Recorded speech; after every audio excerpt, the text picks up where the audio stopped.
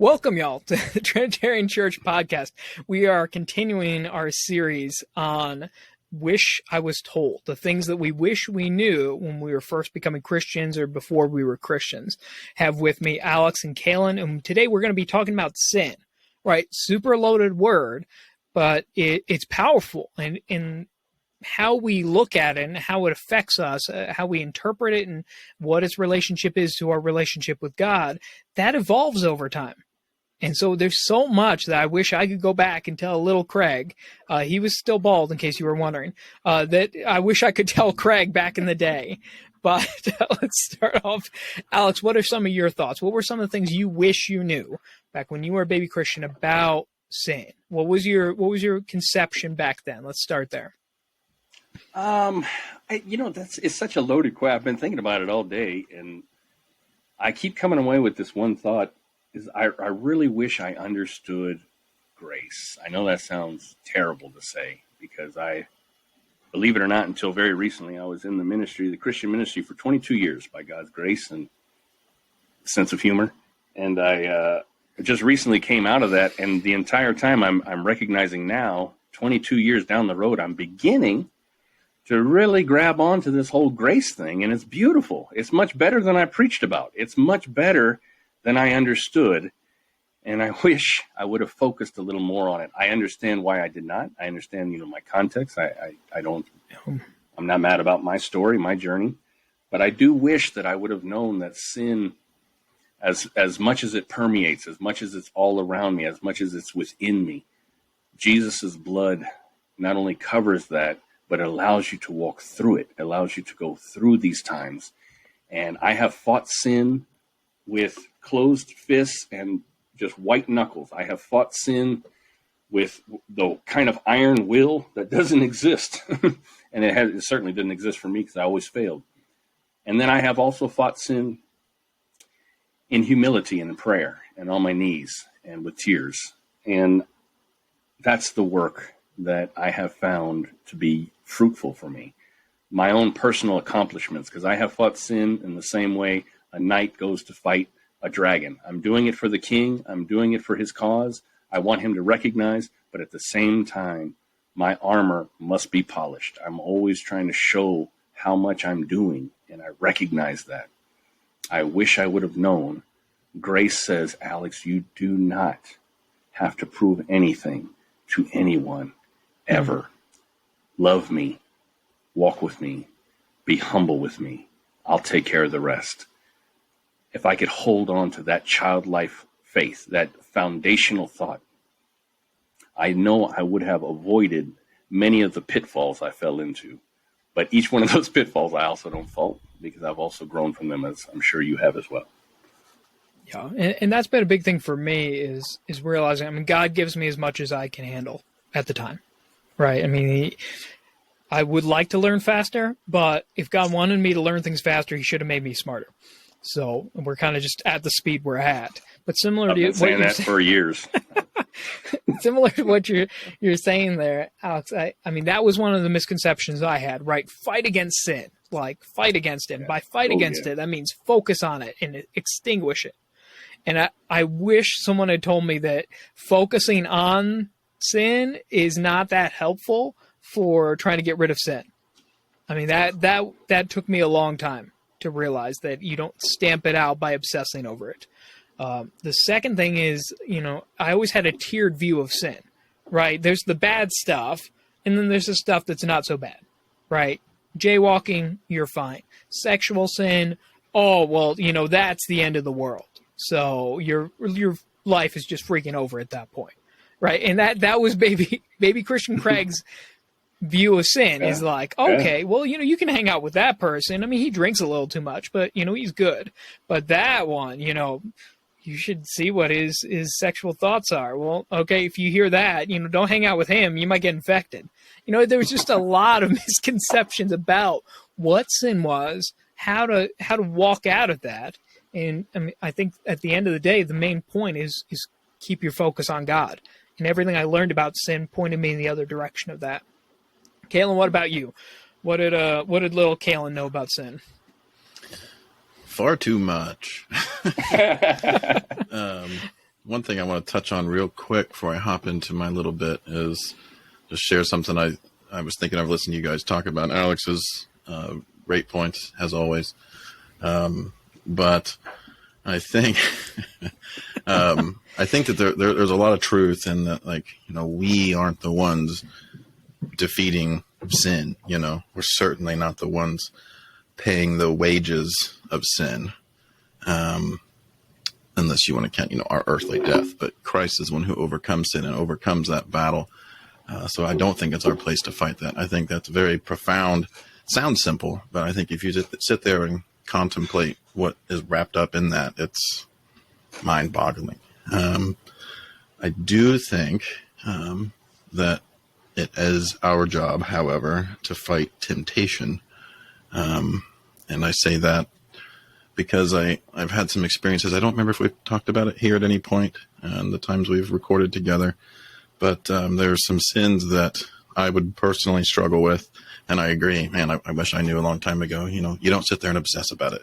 That's not going to help. It's like, don't think about this by continually thinking about this. That's just not how it works. But I would have these sins that I would struggle with. And the only time where I was able to kind of make any progress or kind of overcome these temptations or venturing into the falsely appealing land of sin is by just, it's maybe kind of silly, I don't care, but I would mentally picture myself just kind of laying down, and I would say, kind of silently pray to myself, like, Jesus, I can't do this on my own. I can't do anything. I need you to do this. Come help me, Lord. I'm nothing, I cannot do this. And I would also kind of picture this again, I don't care what anybody thinks about this. It might sound kind of goofy, but I would envision in my mind just this just kind of grouping of angels surrounding me and Christ's love and power surrounding me, and just kind of like Dungeons and Dragons-y kind of, but there's these swords flying and flailing and slaying these, just these impulses or these thoughts that would kind of surround me, and where I lay down and I'm like, I need your help. And then there was this point a couple of years ago, really beautiful in my mind, where I kind of had this thought. It's not me doing it, but while I'm laying there, I just had kind of this thought where it's like, now get up with me and fight with me. And I'm like, oh, thanks for the sword. And we're just fighting together. And it was this really weird metaphorical thing in my mind to combat temptation. We don't win the battle against sin, but I think we can do great things in our spiritual life by fighting temptation. Which I definitely didn't learn until a couple years ago. So I'll wrap that up and kind of transition into my shorter little bit for myself. One thing I really wish that I had learned was that Christ did not come to make bad people good. He came to make sick people healthy. And there's so much focus on, oh, you're bad if you do this, you're bad if you do that, this is worse, this is better, this is blah, blah, blah, blah, blah. Like you're a bad boy or whatever. That's not how God looks at us. We don't miss the mark, which, that's what sin is, missing the mark. Sinning is not just objectively, you are a bad man. And it's like, oof, bit off there, aren't you? You kind of missed the mark. And I think there's a lot of damage and a lot of trauma with people when they feel just, and really, honestly, that's the message that really a lot of churches teach, unfortunately, is like, you were bad, you were going to hell, hellfire's coming. Yeah. Are your feet getting warm? Because you're almost there. It's almost touching you. I've attended that church. Yep. Yeah, right. It was my preaching that day.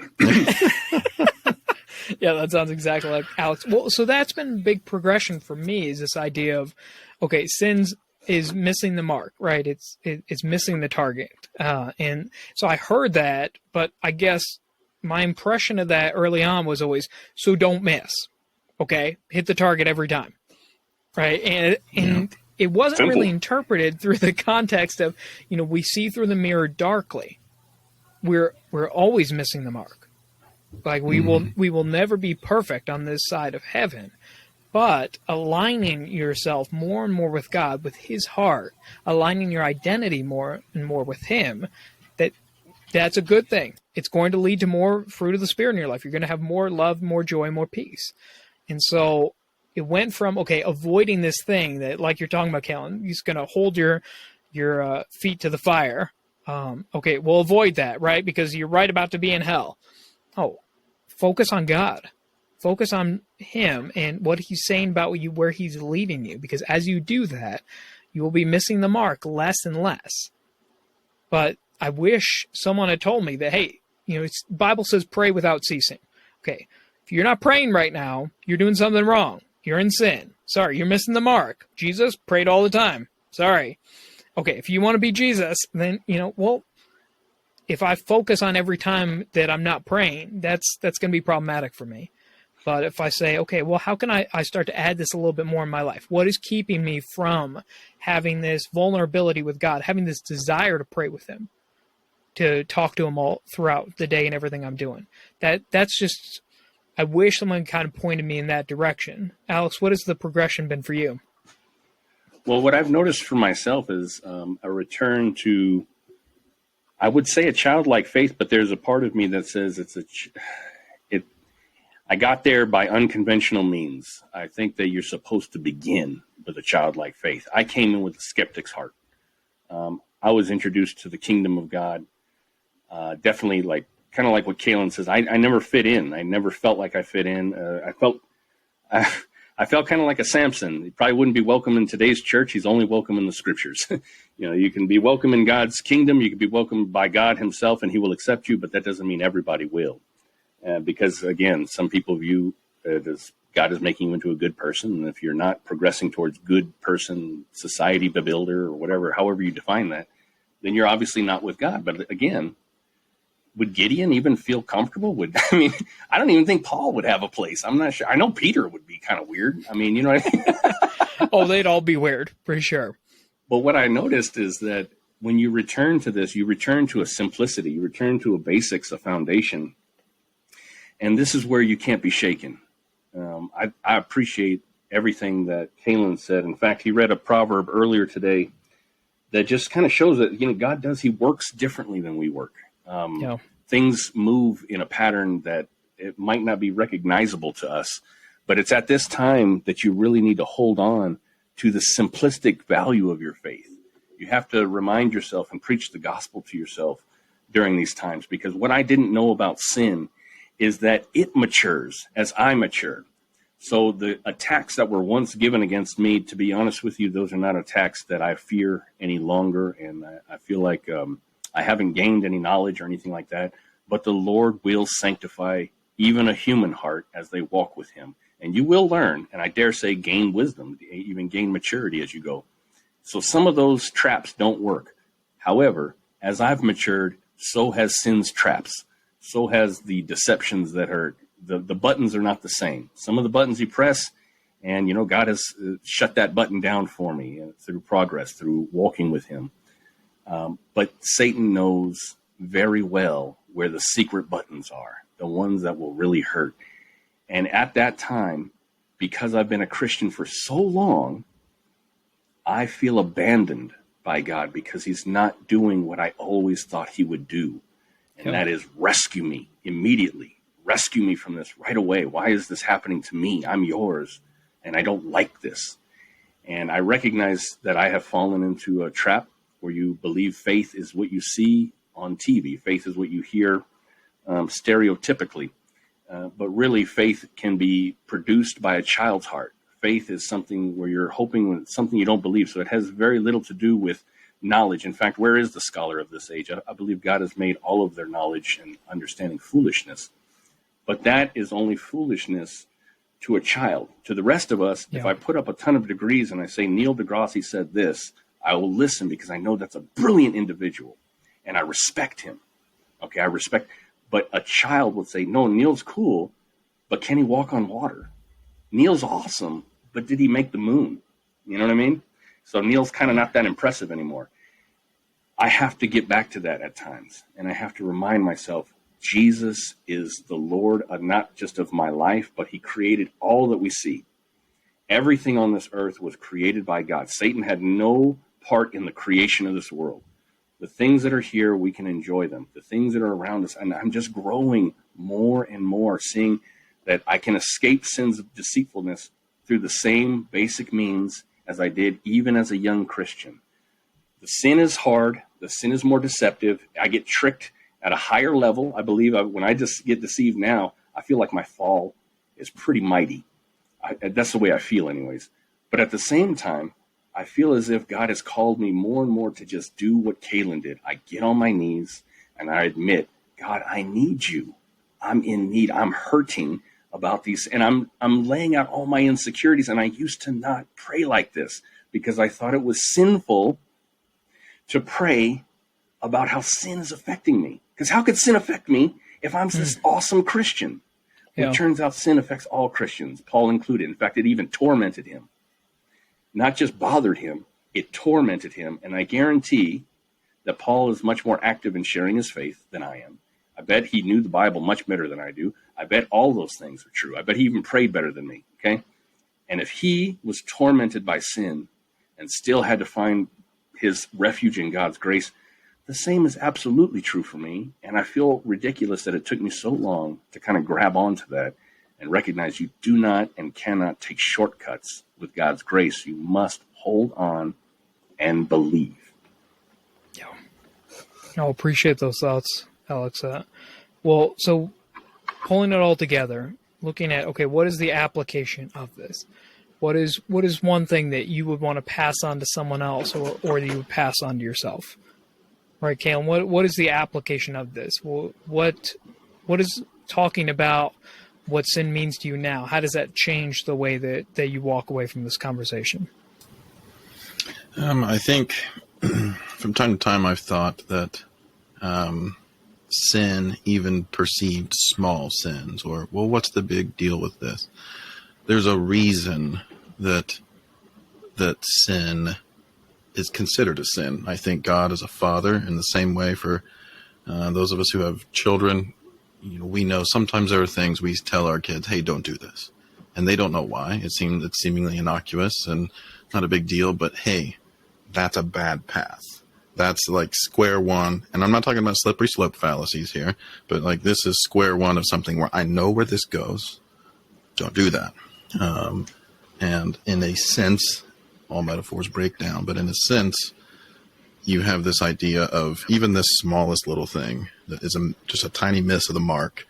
If you keep shooting at the mark with flawed tactics, so to speak, you're going to keep drifting. If you keep progressing in this thing that you're doing, doesn't make you a bad person. But as they say in the military, tighten up that shot group a little bit. You know, you're kind of all over the place here. Here's a target. This is what we're aiming at. Don't beat yourself up because you're failing, so to speak. You're never going to be perfect, but try to get better. That's the point. A moment of sin is an opportunity to grow in virtue, and Christ will not condemn you for missing the mark. He will always welcome you back with open arms, because you are seeking him as he seeks you. You know, I know scripture says knock and I knock and you open. You know, there'll be a reconciliation there. I'm going to butcher the words there, but there's a reconciliation there if you seek it. So, you know, don't tear yourself down. Don't obsess over it. Understand, hey, I messed up. I'm not perfect. And know that he is there for you. And there's always an opportunity to grow in that. And anytime you grow in virtue, you extinguish the powers of the evil world. You make those things a little bit darker, and light grows a little bit lighter. So that's kind of where I'd go with that. Yeah. Alex, what about you? What's your one takeaway here? The book of John shares a story of a man who brought his son to the apostles, and they couldn't drive out the demon, and they were frustrated. They were angry, and they asked Jesus why, and he said some of these can come out only by prayer. And he begins to talk to the Father in this time, and what was incredible is the Father's response, and it's just been with me for a while now. And I think that this has become somewhat of not a mantra, but just a reminder of mine, is that I do believe. Help me overcome my unbelief. This is the response of the father of the child, who obviously believed, yet his faith was weak. He knew that if he brought him to Jesus or to his the people, that he would find healing. He believed that, or else he wouldn't have been there. Or maybe he was just trying to, maybe this will work. I got nothing left. Maybe try this. But somewhere he knew that he had a mustard seed of faith in there, and he declared to Jesus that day, I do believe. Help me overcome my unbelief. And I feel like this is the cry of my heart right now, is I do believe that things are going to work out. I do believe the songs I sung as a child, my Jesus will fix it after a while. My Redeemer lives. I believe the songs that I sang. I believe. Sometimes it feels like I don't, but help me overcome that time of unbelief. And I thought that was one of the more humble requests I've ever seen given to Jesus himself personally. I don't know how he responded, but I just imagine it being at least with a smile. For me, this discussion brings to mind, I was preparing for a mission trip. We had a speaker that was talking about spiritual warfare, and I was all about it. I was like, okay, well, I know I'm going to experience spiritual warfare overseas in a way that we don't experience here in America. I can't wait to be equipped with how to handle that. And the speaker essentially said, just fix your eyes on Jesus and the rest just takes care of itself. And I'm like, you're the spiritual warfare speaker. Like, some practical stuff would be really helpful here. I was so mad about it. And now when people ask me about spiritual warfare, I say, that's all I say. I just parrot everything that I heard her say. Just fix your eyes on Jesus and you'll be surprised about what falls away. And I guess that's my big takeaway with sin, is that I spent a lot of time thinking about sin and a lot of time being afraid of sin and its effect on my relationship with God. And I wasn't thinking about my relationship with God and not realizing that sin comes from my insecurity. The ways in which I don't trust who God is. I don't trust what he's doing in my life.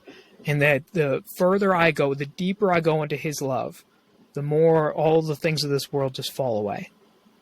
And so, as my grandfather said, and it took me a while to get this, keep the main thing the main thing. The main thing is always my relationship with God. And if I fix my eyes on him, it's amazing the healing and restoration that he does. Well, as always, thank you all for joining us. I don't know if this ruffles feathers with people because people get so passionate about sin, but just know we are humbly coming and just trying to talk about our experiences and what God's been showing us. And I'm sure 10 years from now, we're going to have a whole new what we wish we knew about sin as we just go deeper and deeper into the Father's love. So It's true. God bless y'all and have a good one.